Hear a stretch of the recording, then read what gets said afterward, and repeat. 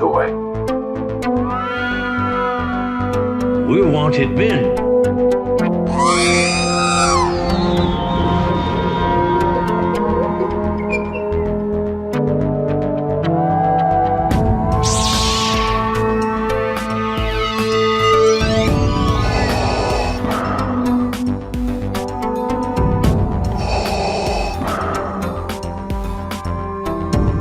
I have spoken.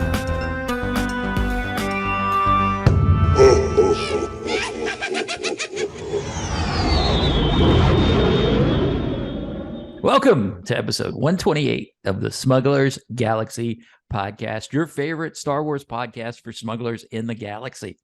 I'm Glenn. If I'm sounding a little echoey today, it's because we just moved back into the house. I'm in my new office and I have no pictures up and it's sounding echoey to me, but I guess we'll decide later. Jason, how you doing? I'm doing well. How are you? I am awesome. Awesome. It's been a long month, but we're in the house and we still got a lot of moving to do, and I got pictures to hang to get this echo down. But yeah, we're good. I'm tired. Things are fine here. How are you? I'm good. I just asked. I'm still good. You're still good. Nothing's changed in the past 30 seconds. I'm still good. Yeah, I'm looking around. I'm still in shock that we're back in the house. The echo's is the echo that bad to you? Or I may just be here. You know what? Let me do this. No, there is an echo. Is it bad? I'm living with it. It's not like driving me nuts. Okay, it's not a delay. It's just an echo. It's just an echo because I don't have anything in this room yet. The contractor told me I can't hang any pictures yet because they're still doing final touch-ups and things. Yeah. So it's just a bare room. So welcome to my echo. Your echo chamber. Yeah. Plus I'm also, I think because I'm wearing my hearing aid, so I'm hearing everything like double. I'm hearing stuff really playing with you because this is a tangent. Yes, it is. This has been a long tangent. Sorry. How's your week? That's better. Okay. It was good. It was good. It was long. Like I said, we moved back into the house yesterday. So yeah, it was all right. Not a whole lot of stuff that I picked up. I am feeling a little off this morning. I'm sorry, but it's maybe because, like I said, I'm in a new room. My room, it was all right. We did the paint thing last night with the Georgia Club, so that was fun. How was your week?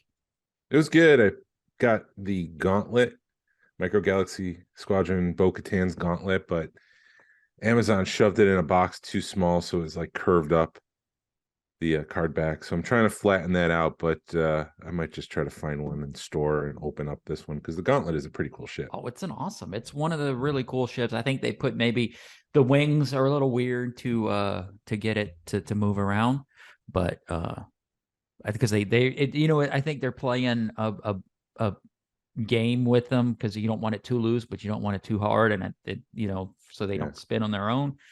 But I do love that ship. That is quickly becoming my favorite Star Wars ship. And then our buddy Jordan went down to Disney. He had fun. I talked to him briefly. He said Guardians of the Galaxy is now his favorite roller coaster there. Goodbye Everest, but he did come back with the Micro Galaxy Falcon for me, the Batu version with Vi, R5, and Hondo Anaka. Hello, my friends. So I got that now. Awesome. Yeah, he was, because I'd got him a king cake and he had come by and he was like, yeah, everything was good until I got Jason this huge box to put take home. So I couldn't get a lightsaber because I had to bring Jason back his Micro Galaxy Squadron. No, that's not how that happened. No, it Thank you, wasn't that Jordan. bad. He was just been making fun. We were just giving you grief. But I think the only thing I picked up is yet another He-Man because I was at Target and they had Beastman on sale for like half price. So I picked him up. The other thing I did was I ordered, this guy on eBay makes Black Series heads custom, just the heads. 3D sculpts them, 3D paints them. And so there's the Tonica sisters. So there are two sisters that are in the background of the cantina. So I bought the heads; those should be here tomorrow. But I also bought two Aura Singh bodies. Or I bought Mhm. Aura Singh Black Series, stripped everything off of them, painted them, got them primed and ready for their heads. So in a couple of days, I should have custom Tonica Black Series sisters for my 3D printed cantina, which is That is cool. awesome. Dude, I am enjoying the way you're doing that, and it does make me feel like, Hasbro should be able to do more with what they're doing. I don't want to get on a Hasbro tangent, but We will. it just shows you how simple things would be to fix if somebody would just look at it. I do need to rant because I very much enjoy this hobby, but it's just gotten to the point where everybody is just out to make a quick buck, Yeah. and it is getting increasingly frustrated. Last night we had the meetup, we had dinner at the restaurant, we had the paint night, which we'll get into in a minute, but it was just refreshing to be with fellow collectors and not worrying about making a quick buck or exchanging money, or it was just about hanging out and enjoying each other's friendship and having a good time together. It wasn't about money. And I saw this week, the Sabine TIE Fighter is going for $400-$500. I've hit maybe 6-7 different Walmarts. No, there's more than that this week because I actually went all the way up to Charlotte. And on the way back, I slowed myself down because I didn't want to hit Atlanta traffic. Uh-huh. So I stopped at different Targets to try to find stuff. And I continuously feel like I'm always 5 minutes too late. They have everything but any chases. And then I go on eBay and I see the Sabine going for $400-$500. Somebody sold all of Series 1, including the San Diego Comic-Con TIE Fighter, which was limited at 500. Uh-huh. This is a real sold number, $10,000. What? Yeah, that's an actual number. Somebody sold all of Micro Galaxy Squadron Series 1 for that amount. See, And I'm wondering if I'm sorry to cut you off, but I'm wondering if like somebody's messing with somebody on eBay and then it gets up that high and they don't pay it. it's possible. What do I know? I mean, I only see what the completed auction says, but and then there's that new book that just hit. We went to Narayan's last weekend, and he had that giant book, which is incredible. It's gorgeous. I'm on the wait list, but this week on Deal or No Deal, you got 3 or 4 of those books. People are trying to just turn that and flip that for a quick buck, and it's just I'm just frustrated with it. I'm getting sick and tired of it. Yeah. I feel you, man. Everybody wants to make money. Yes, of course. This is a capitalistic society, and that's a thing, but it's just everywhere, and it's just a little disgusting. Well, it's like that when anything in time you're gonna do like a limited edition thing. You're gonna have people that buy it just to hold on to it to flip it. Yeah. So like that book was a limited edition book, and now people are they're missed FOMO. FOMO's real, FOMO. and people are willing to pay. What didn't one go for like $1,000? I think it sold for $550, but then someone came in at the last second or after it was sold for $1,000. So we'll see if they actually honor the deal for $550 or if they're going to be chasing the $1,000. Yeah, I just saw that. Yeah, I just saw that pop up on the trash group, and I haven't had time to really get into it with the whole Facebook thing because I've been kind of preoccupied. I also want to say because I have another Hasbro article here. I don't like reporting the negativity of Hasbro week after week after week, but they're just making it easy for themselves to just like trip and fall. And yet again, they've done something here to devalue one of their brands. And I struggle with this because I don't want to be the podcast where we just dump on Hasbro week after week, but things keep coming up and they're not making a turn. They're not changing their ways. And as somebody who collects the modern stuff, it's just, I think it's worth looking at. And the other thing I was thinking about this, because I do struggle with it, but ESPN is $1 billion business. People dissect, they analyze, they talk about what went wrong with games, what went good with games, and nobody questions it. And they're like, no one's like, oh, you're being just negative all the time. They're evaluating, they're looking at facts. And that's what I'm trying to do. I'm not trying to be negative. I don't have an agenda to try to knock down Hasbro. They're just doing it themselves. Yeah, no, I don't know. I had a point to make, and I just don't know where I was going. But yeah, no, yeah. Hold on. Now I know where I was going. You know what? I know you gripe about not wanting to be the negative podcast, but when we're the negative podcast, the numbers show really good. For Yeah, that. that's another problem right there. That's why you see all the crap on YouTube, because they do get rewarded for negative content. Because Yeah, negative content is what people tune into. They want to see right. people angry. They want to see people upset. And that's really it's frustrating. Right. It's just the whole system's frustrating. Yeah. I struggle with it. Yet again, on Market Insider, Business Insider, there was an article this week by Matthew Fox. The title was Hasbro's Killing Its Golden Goose by Destroying the Long-Term Value of Magic the Gathering. Bank of America says in a scathing downgrade call. So Bank of America follows closely with stocks and stuff. They spoke with shop owners, collectors, a couple other places I can't remember, to analyze Magic the Gathering. As we said last week, Wizards of the Coast is about 70% of their value, of Hasbro's value. They said that the stock is overvalued. If it's currently $73, it should be worth $42, because what Hasbro's doing is they're destroying the long-term value of Magic the Gathering. People during COVID obviously had extra funds, and they were just like Star Wars, investing in Magic the Gathering, buying cards that are of value, stuff that they can hold on to and play with. And they probably saw it as an investment. Hasbro's gone back, started to overproduce for a quick buck. They started, there's like a $999 pack with cards that Hasbro said would never be printed again in this pack. So essentially it's like a paywall. You can buy the cards that are worth more than, you get a bunch of out of print cards reprinted for yourself in this mega pack. I would imagine it saves you some money somehow in the secondary market. However, if you were the one who bought those cards during COVID, you'd be pretty upset right now that they're just making a quick buck and reprinting the cards, devaluing the cards that you bought. Well, here's the kicker with that set is they're not sanctioned. So you can spend $1,000 on that card set, and then you don't get to use it to play with. So what are they, just like? It's a collector's item, something you put on a shelf.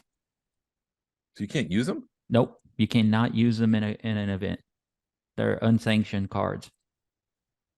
Wow. So that's their workaround, thinking that we'll unsanction the cards so that you could use them. People will still buy it, but then people are mad because it doesn't decrease the value of the original card because you can't use it in a event or a game. Yeah. Bank of America said the card game generates 15% of Hasbro's revenue. They also said that they're overproducing cards. In the article, there was a quote: "Players can't keep up as wallet fatigue is real," Bank of America said.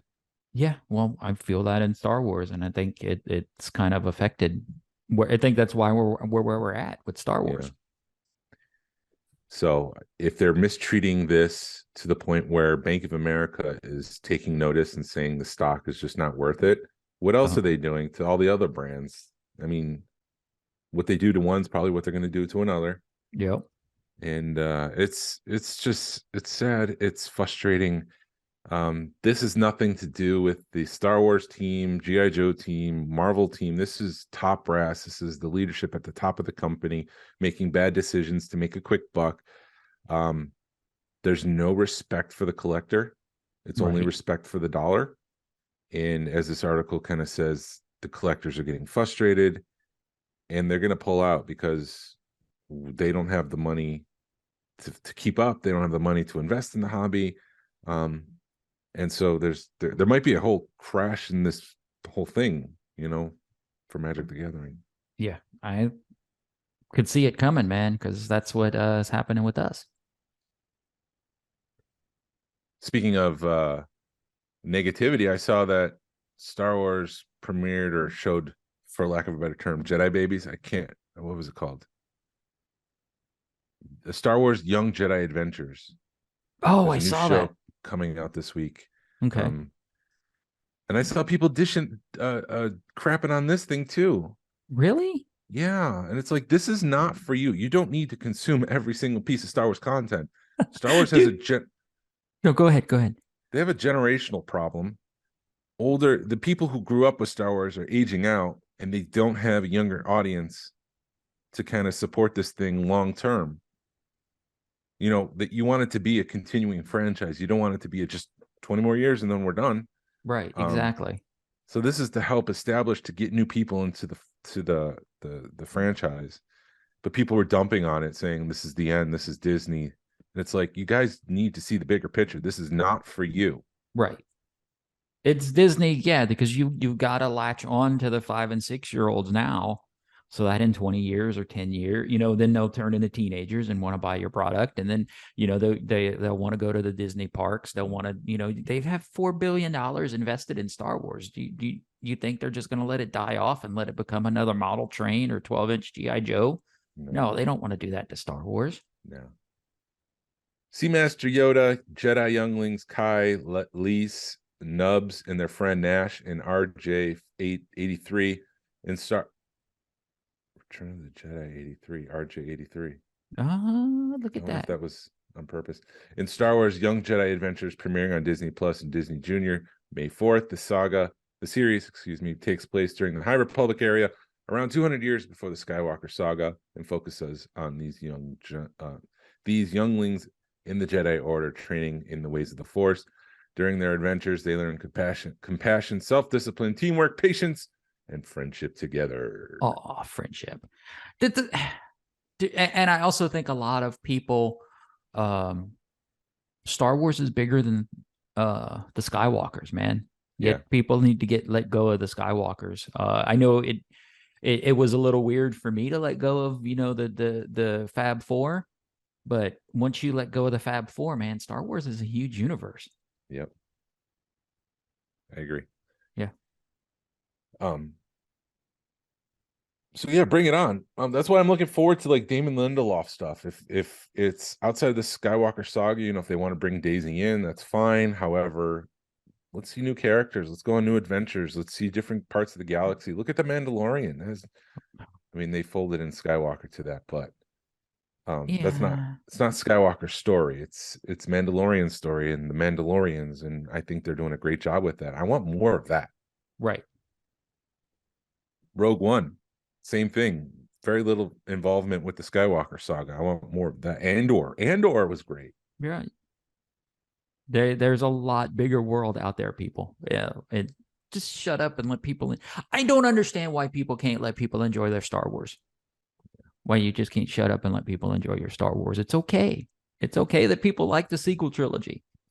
People obviously out there like the sequel trilogy. Just stop being gatekeepers, man. You called me out for being a gatekeeper last night, and I wasn't even being one. I did? Or somebody did. It may have been Tony, because Tony, we were giving each other crap all night, and the lady giving the paint thing was like, everybody picks on Tony. It's like, well, because it's fun. And Tony picks on me. Yeah, it's a thing, with everybody.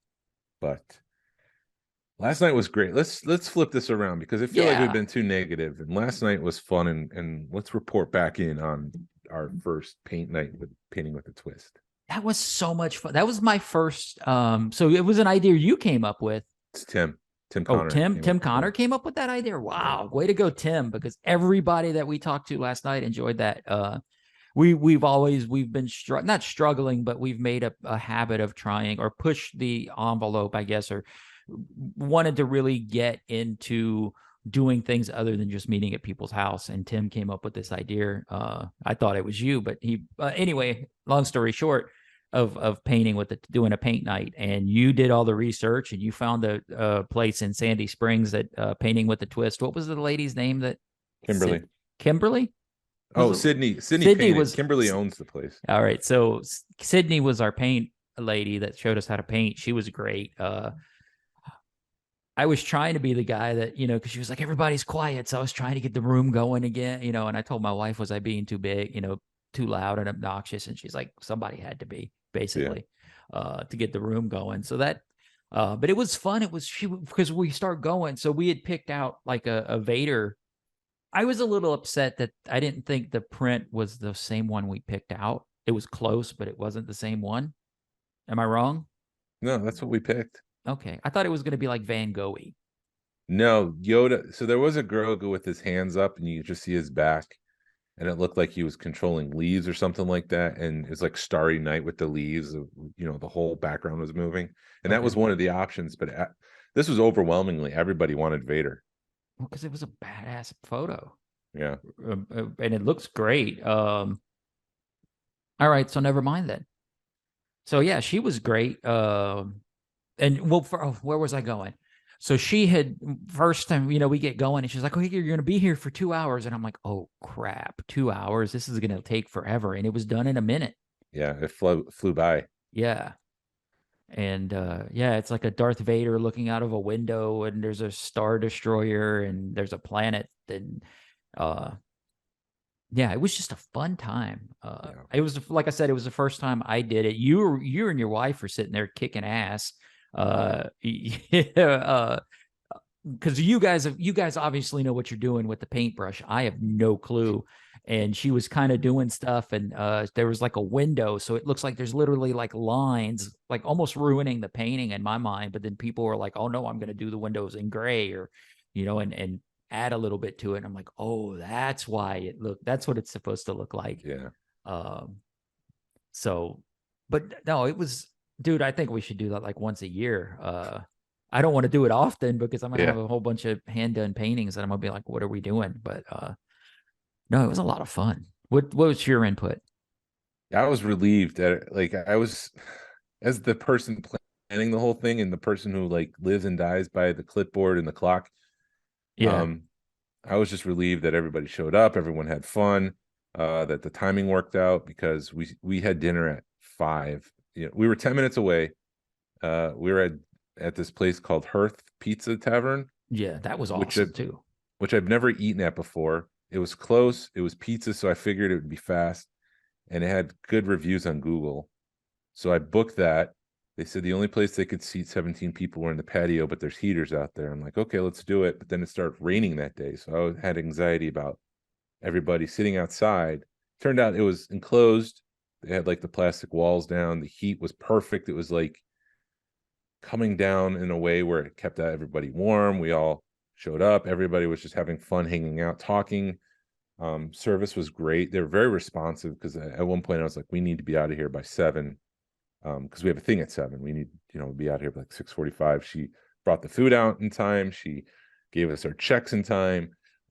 Everything worked out really well, and that was great. And then the painting part was awesome, very engaging. Everybody had fun.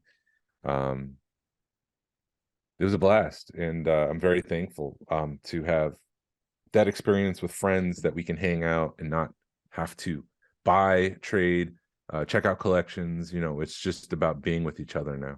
Yeah, that was probably the best part is we didn't have to worry about looking at a collection. We were just hanging out, like you said, enjoying a meal and then enjoying an activity to where it was free enough to where, or loose enough to where we could give each other crap. We could talk. Although not many people were talking, I think a lot of people were concentrating on what to do On the painting. on the painting. That was good about dinner because everybody got to hang out and talk there. Right. Mandy had made a point or made a statement during dinner. She was like, I wish they would have like a big round table so that everybody could, you could interact with people easier than it being like a bowling alley. But Yeah, it was still fun. What I need to do, because we sat apart but at paint, we sat together, but I need to start like, because it's like, I want to hang out with you. I want to hang out with Ryan. I want to hang out with my friends, but then also I want to meet new people. And I think I need to make a point of doing that, meeting new people, hanging out with different people sometimes. I purposely sat in the middle of that long table. There was a whole thing on Curb Your Enthusiasm about sitting in the middle of a table at dinner table. Uh-huh. What is it? Not a dinner table, a dinner party, because the middle controls the conversation. And so he was being held responsible for having a bad dinner party because he sat in the middle and he didn't have conversation. So I was joking with my wife, I need to be like on my game tonight because I'm in the middle and this whole thing could go south if I'm not engaged in conversation or if I'm not provoking great conversation. So that was a whole thing. But yeah, I just sat in the middle. I just let the cards play where they are. Whoever sits next to me sits next to me. Right. No, it was a good night. The pizza was good. It kind of came, yes, everything was awesome, but it came like at 6:30 and everybody's looking at their clocks going, we got to eat now because we got to leave in 15 minutes. That was probably the only bummer of the night was the food but once everything was good, it was ready. You know, it was fast rather, but It didn't feel like people were like hounding down their food. right. Like hurry up, we got 5 minutes. It was, I mean, yeah, there was pressure. It was like, don't lollygag, but at the same time, I don't think everybody felt like they were forced to shove things in their mouth. Right. And it was the right kind of pizza to do that with because it was a nice thin crust. Yeah. It was like the wood Really fire good. thin crust, like make your own pizza type place. That was great. Really good. And then so we get there for paint night and everybody just it's just like everybody showed up at the same time. I'm like, oh, we're on time. This is about to happen. We all settled in. She had Star Wars music playing the entire time. Some of it was like remixes, and everyone's just like, what's going on? They had like a Rocky and Mandalorian remix at some point and playing, and it was kind of cool, and started rolling with it, and it was a good time. And at the midway point, I was like, oh, it's 8 o'clock. We're taking a break, and we flipped it over and we started painting. We flipped over our canvas and we started painting pigs on the back of it. Had I realized it was a competition, I would have thrown my wife and I would have thrown the competition and not done a good job on purpose because it turned out to be a competition and we were up on stage and everyone was voting for they're voting for their favorite between me, my wife, and Skippy. Right. And I kind of feel after I said, because I called the two of you out and then I called Skippy out and then everybody went with that. I was like, oh, maybe I shouldn't have done that. But y'all three really did. There was like one or two others. I don't remember who they were that could have gotten thrown in there, but after you looked around, but yeah. I think everybody was just like Jason and Shannon. They didn't even have to look at you guys' stuff. They were like, yeah, Jason goes up there no matter what. I'm good. I don't need to be. I'm already a winner. I don't need the world to tell me I'm a winner. I save that for other people. As he's wearing a Philadelphia Eagles shirt. Yeah, we'll find out by the time this thing drops if I'm a winner or not. Today, it's Super Bowl Sunday. It's the morning of. Right. But yeah. No, it was a really awesome night. We were driving back, and it did. The only thing that kind of stunk, I guess, because it ran so late that it ran till what we left at 9 and it was raining. So I think and there was a big party in like the main room. So there was really nowhere to hang out after we were done painting. So I think everybody just kind of dispersed and everybody did an Irish goodbye. And we were like, where'd everybody go? 5 to 9. I mean, party's over. Yeah, we're old people. It was good. Yeah. Now we've got a collectible that's invaluable because we did it together. Yeah. I need to hang mine up somewhere in here. Yeah, I got to find room for mine too. I have two too. Yeah, I do too. We'll probably hang them each in our office or something. I don't know. But yeah, good time. Good people. Toyland is next month. I got to start working on the banners for that. Banner stands for that. We have an exclusive print that I'm very excited about this year that we're going to be handing out at the Georgia booth. We're not doing a fundraiser this year just because. Have we announced all this? Am I just losing my memory? No, go for it, man. I mean, it's a month away, so go for it. We've been busy, so we didn't organize an auction this year. So we'll be doing something in the next couple months for that specific purpose to raise money for the Children's Healthcare of Atlanta. But we're doing a giveaway at our booth. It's just in a new location. We don't know where we're going to be, if it's going to be conducive for an auction. You know, there's just so many variables that we just couldn't account for, or to plan for. So we just decided we're going to have a presence, join the Georgia Alliance, take a print with you. It's a 11 by 17 print of my cantina, basically. I know it sounds self-serving, but it is a toy print, so hopefully people will enjoy it. There's 300 of them. Well, you did an awesome job with that. And I think 300 will go a long way. Even if we don't use it all into Atlanta, there'll be another event we can go to that to give Yeah. those out. Yeah. Plus, people love free stuff, man. Yeah. Hopefully they'll take one. Yeah. Maybe you can sign them. I could. That'll make them worth like That would $5 less. You're right. That would decrease the value on a free print. Free print. It's worth $5 less than it was before. Now that my chicken scratches on there, but yeah, it'll be a good time. And that's the next thing. April, we're planning a meetup. We don't have anything there yet. May is in flux. We'll have more concrete stuff in another week or two. Yep. And June is Fernando's meetup, and then July is our summer social with another Kennesaw run. I think we're all on board for that. Yep, that'll be fun. Well, you're putting the pressure on me to get my stuff done in like 2 months. So we it 2 was months. funny. Or however long. I don't know how long, 6 months? It's like 4. 4? Okay. But while we're bringing stuff upstairs, and it's like every other box had Mandy's name on it. So it's like her office is full of boxes and bookshelves that I have to strap down to the wall, because those IKEA bookshelves, you got to tack them to the wall so they don't flip. So her office is kind of a mess. So, and I need to put acoustic tiles in here, so that would help. Yeah, that'll help with the echo a little bit. Yeah, I'm sorry, people. I was excited to get in here, and anybody cares. I don't think they do. We'll get an angry email from somebody, I'm sure. Sure. But what do you think of Bad Batch? It finally got somewhere this week. Because everybody was complaining that it felt like it was just filler, and everybody's like, "Don't worry, Filoni's got a plan. They know where they're going." And then when they finally give you a hint this week of, I can kind of tell, because it kept the clones, the defecting and stuff. You were kind of like, well, maybe that's where they're going. And then all of a sudden it's like, nope, this week they confirmed that's where they're going with it. Yeah. And I think I think I'm also getting a vibe that we are getting two different sides of the Empire right now.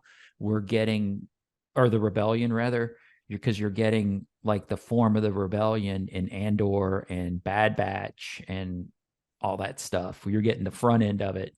And then like Mandalorian, you're getting the back end of it, like the reform of it for the sequels. So I think we're getting a bookend of rebellion stuff on with the stuff with Disney Plus. I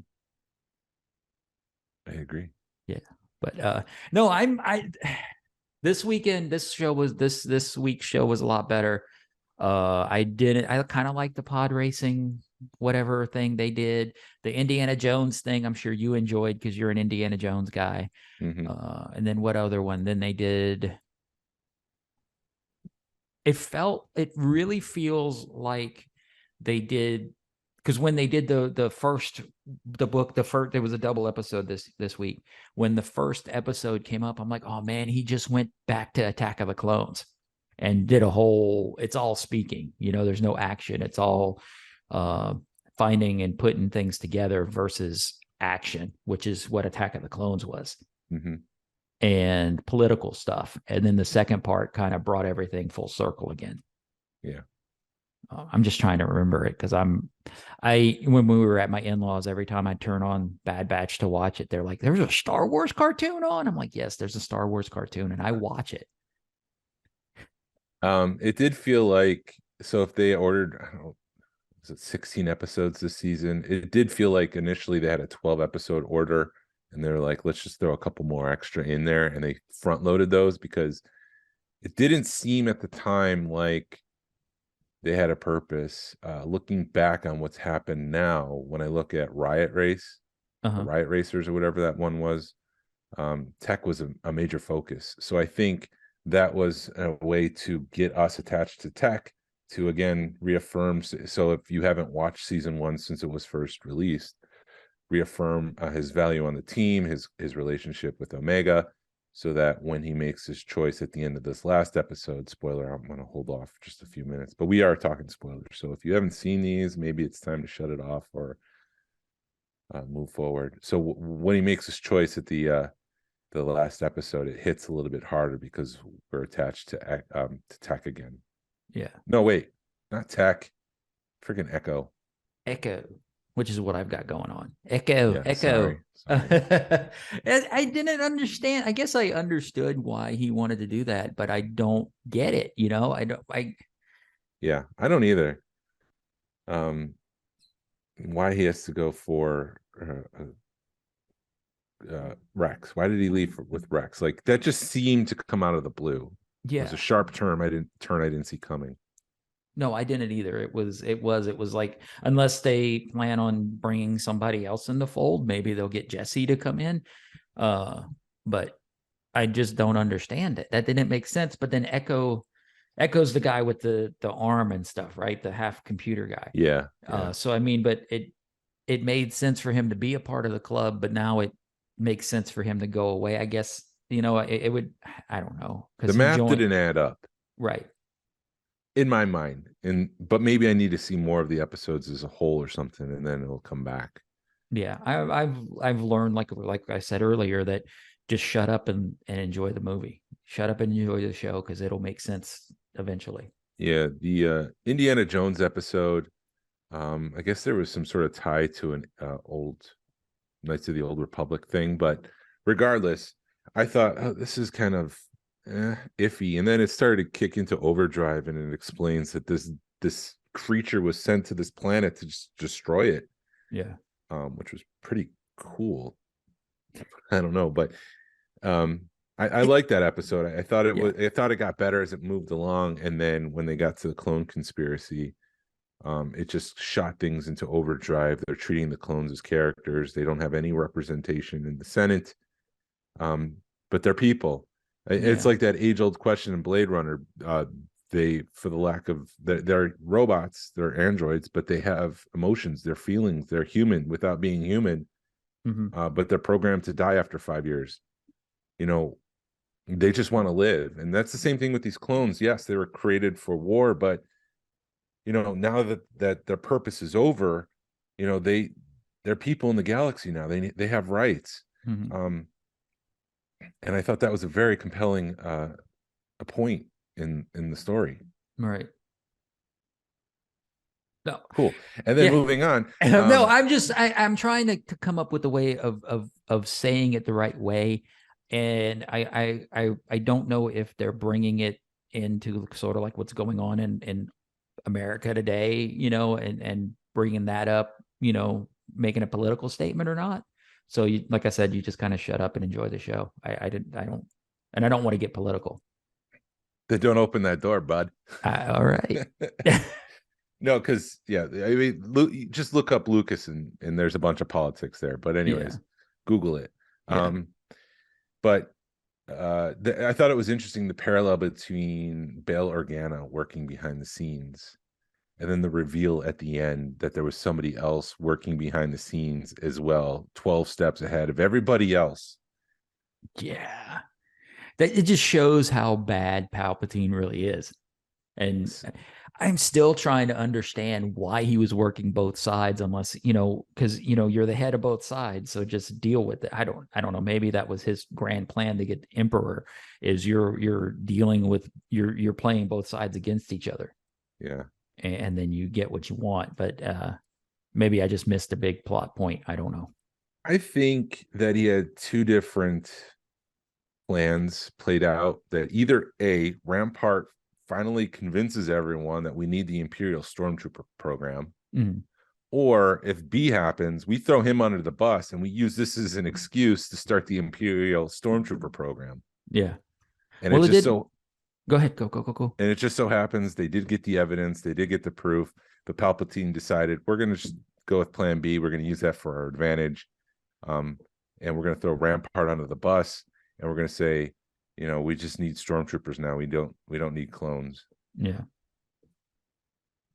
It shows you how much of a manipulator Palpatine really is. And like you said, he knows It feels like it kind of did the same thing that every bad guy does. He knows what's going to happen, and he's got 2 or 3 different plans, like you said.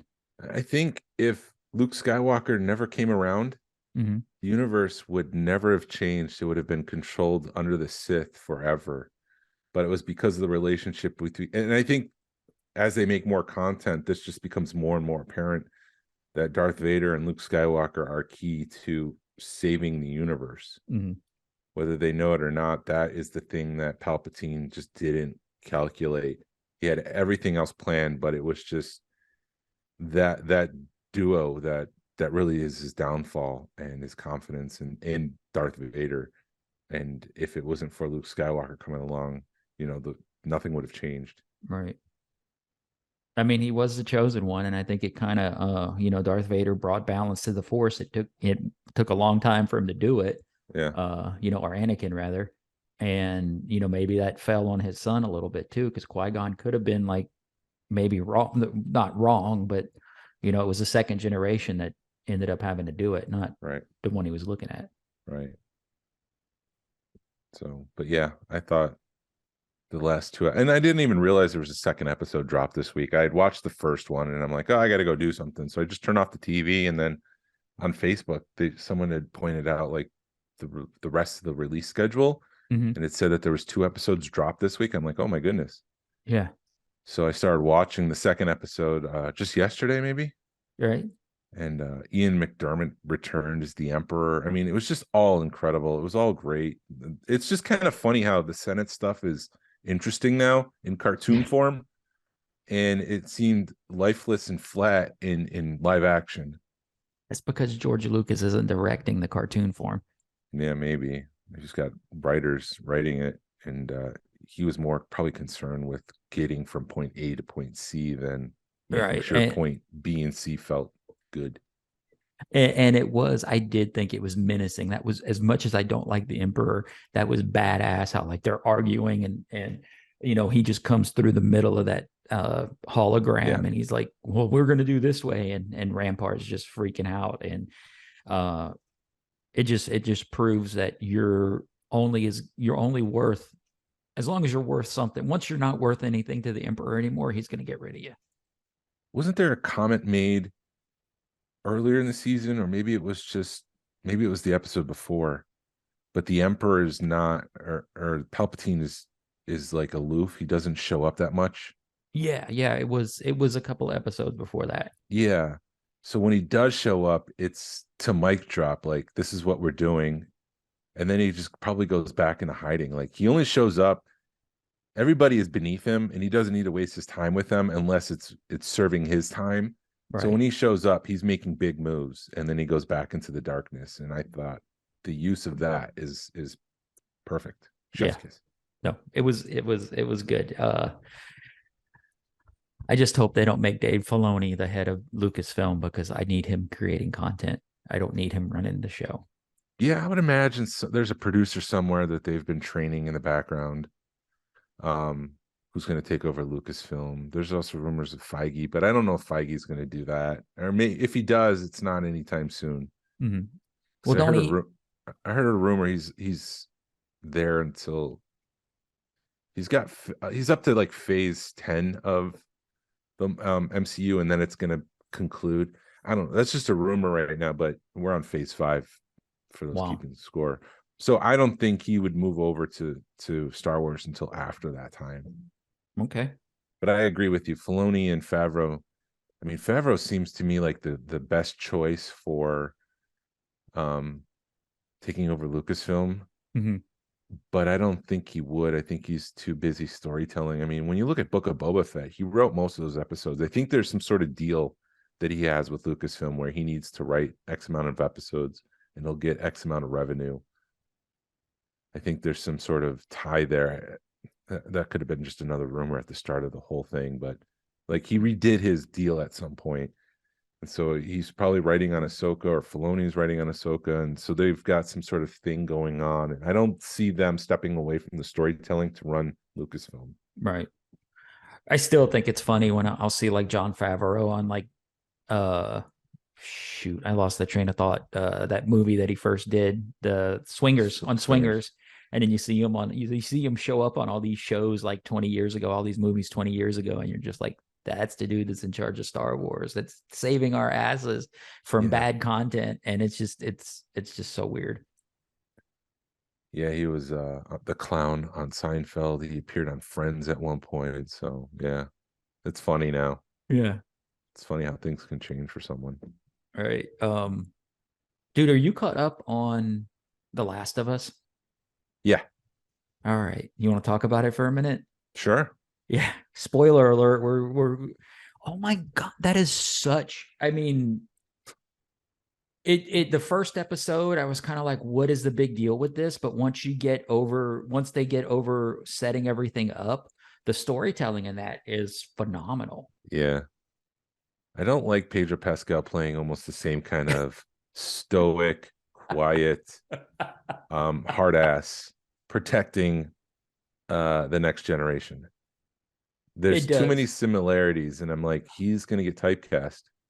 He's working on it quite well, but it is funny to watch, to see all the Baby Yoda memes. Like there was one of them in the pickup truck, and Baby Yoda's in the window going, "You're in my seat." So the Baby Yoda memes and the Mandalorian memes are pretty epic that you're getting with this show. Yeah, I have to say the third episode is probably some of the best TV I've seen in the past few years. That was an incredible, emotional, impactful, beautiful episode, and it took me by surprise. Yeah, I need to rewatch that one because yet again I'm watching it with my in-laws, and we watched about half of it and then came back to it, and my in-laws watched the second half with it, and they had no clue what was going on. Yeah. And they're asking questions, and it's like, just let me enjoy this. So I think I need to rewatch that second episode, or third episode because it if you're not expecting it, you don't know what's going on. It does kind of take you by shock a little bit. Yeah, I love how they use the secondary characters to make a point with the primary characters. I think they did that really well with the parallels in episodes 4 and 5 with the brothers. Yeah. It's just really superb, well done storytelling, and I would love to see the showrunner on this one, who was also on Chernobyl. Did you watch Chernobyl? I love Chernobyl. That was such a good Same movie. guy. Bring him over to Star Wars, man. Let's see him make a Star Wars show, because it's just incredible storytelling. Yeah, no. And then, the end of, I literally finished watching episode, was it 5? Is it already on episode 5? Yeah, on 5. I watched that this morning, and the end of that, you're just like, oh crap. I didn't like the one zombie who seemed, I know it's based on a video game. He seemed like a big boss level video game. Like, Yeah. I can almost see like the cut scene where he's coming up, and then you cut to me with the gun, boom, boom, boom, boom, boom, boom, boom, boom, and I got to figure out how to kill this guy. I did tell my wife, I said, with this being based on a video game and having played, I mean, not a lot of video games, but you play enough video games, you understand, okay, this is a cutscene, because you could feel the setup. Because from what I understand, it pretty much is lifted right from the video game. Yeah. And it's like, okay, cool. I thought that it was not going to be a herd of zombies. I thought it was going to be a big, just one big, huge monster that came out of that hole. But you can definitely feel the setup every time that they do a cutscene. You're like, oh yeah, this is straight out of the video game. But I saw somebody complaining, or it was a meme or something. He was like, I busted my ass on this video game so I can figure out what happened next. And then you just spoil it with the damn TV show. Yeah. So storytelling is great storytelling. Yeah. It makes me want to go back and play the video game.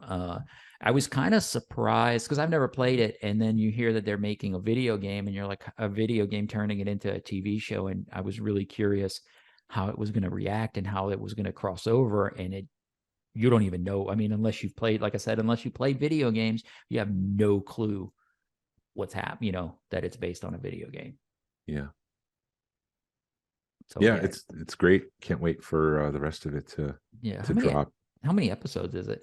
I think it's 8. Wow. Is it going to cover both? Do you know if it's going to do both? It's just season 1. Okay, so season 2. It's just the first video game. Sorry, season 1 covers the first video game. Okay, so season 2 would cover the second video game. Yeah, I would imagine so. Yeah, this is the way. Yeah. I did have like a moment of panic this week. I see people are receiving this vintage collection clone Commander Havoc or Arc Commander Havoc, Uh-huh. and he's got a variant. He's got Uh-oh. like a goatee and sideburns, and then there's a version without.